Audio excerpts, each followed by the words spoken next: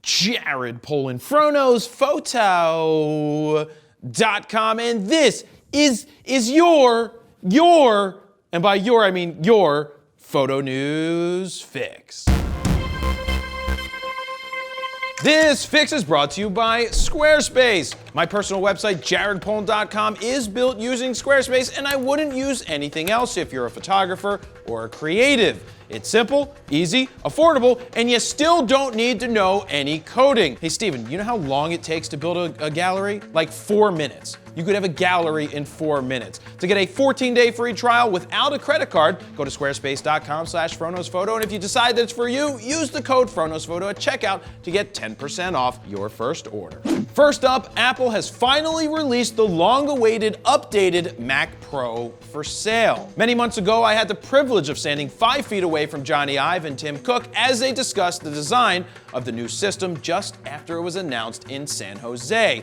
I was like, Johnny, Tim, look at me, me over here. Oh God, I made eye contact. They didn't look at me. Can't miss you with your giant afro. That's true, Steven, but they did. At that time, we had no idea what this monster of a machine might cost if you fully spec'd it out, but now we have that answer. Drum roll, please. That's a drum roll.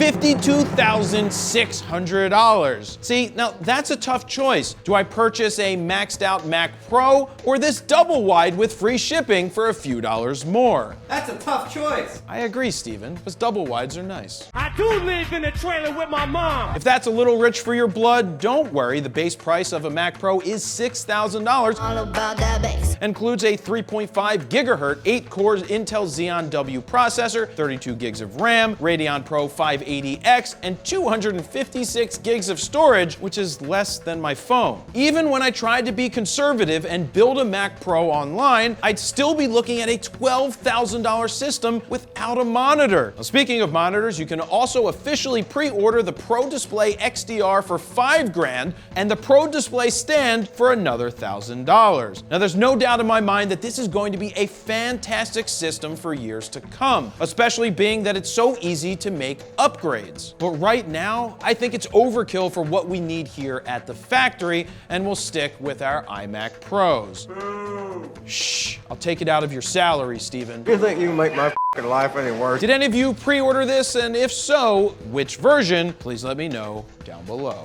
Next up, we have a fresh list of rumors for the forthcoming Nikon D6, including a possible announcement date. Steven, why is it not the D6, by the way? Don't hand. According to a reliable source, Nikon Rumors is reporting the D6 might be announced in mid-February. Who came up with February? You know how many times I got in trouble for not knowing how to spell February? I probably still can't even spell it. I'm never coming back to school. Anyway, they possibly think it might be announced around February 12th. R is silent. It is? I thought you're supposed to say February.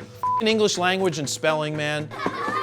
In terms of the rumored specs, the D6 might have a 24 megapixel sensor with improved dynamic range, dual CF express cards, 4K 60 frames per second recording, possibly raw video recording, a 3.2-inch touchscreen LCD, built-in Wi-Fi, improved silent shooting, and IBIS built in. Now, most of that sounds about right and what you would expect to see in an update to the D5, but I can't wrap my head around this camera having IBIS built in. I just don't think that they would have spent the money or development time to include IBIS for the first and possibly only time in a Nikon DSLR. Yes, they have IBIS in the Z6 and Z7, but I'm just going to plant a flag in this one right here and say the D6 will not have IBIS. Do you think it will have IBIS? Let me know down below. We know that Nikon's about to be 15 years late to the game. Pew, pew, pew.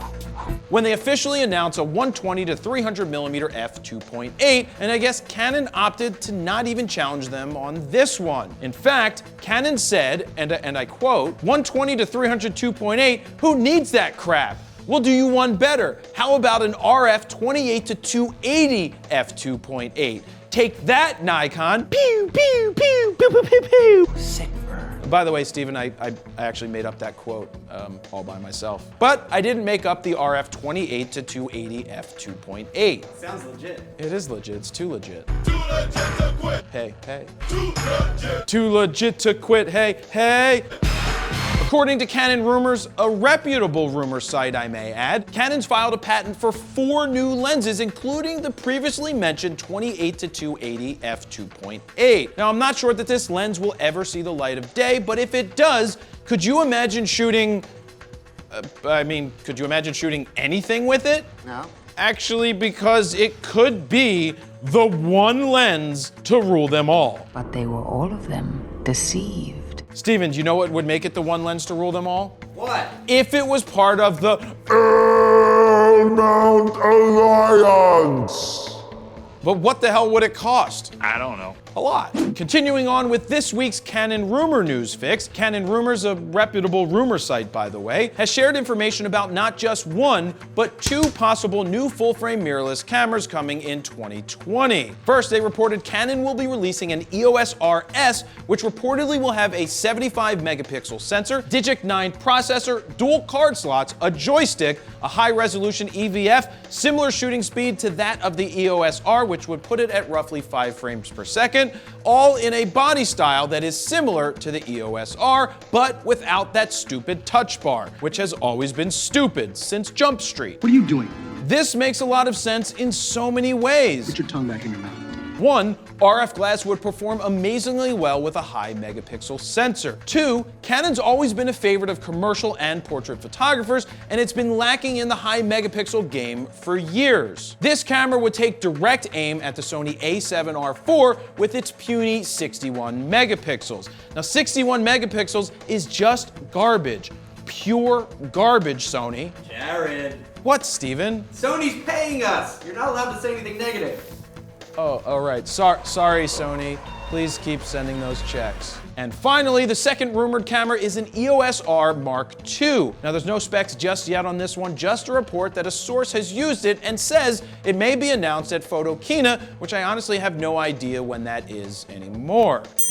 It used to be every other September, but now I think it's supposed to be every May. Thankfully, it's not in February. There's one thing I can tell you that's not a rumor. I will not be at the next Photokina unless someone pays me to be there. Like Sony. Yes, Steven, like Sony, or Canon, or Nikon, or even Pentax. I'll shill for Pentax if the price is right. Straight chillin'. That's right. I don't doubt that there will be an EOS R2 at some point, but within 2 years of the initial launch, who's Canon think they are? Sony? Question mark? Who typed a question mark on the teleprompter? What do you think of these rumors? Let me know down below. And there you have it. That's your photo news fix this time around. To check out the last fix, go ahead and click on the screen right here. Don't forget to like, share, comment, and subscribe. And that's where I'll leave it. Jared Polin, FroKnowsPhoto.com. See ya.